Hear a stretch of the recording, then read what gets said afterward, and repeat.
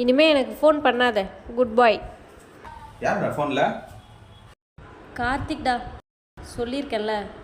ஓ, உன்னோட எக்ஸ் பாய் ஃப்ரெண்ட் தானே? என்ன சொன்னார்? சந்தோஷமாக இருக்கியான்னு கேட்டான். நீ என்னடா சொன்ன? எனக்கு இனி ஃபோன் பண்ணாதன்னு சொன்னேன்.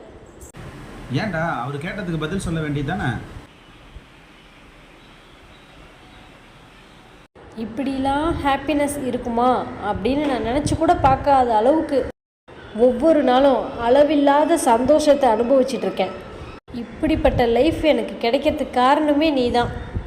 நீ என்னை விட்டு போனதுனால தான் எனக்கு என் சேகர் கிடைச்சான்.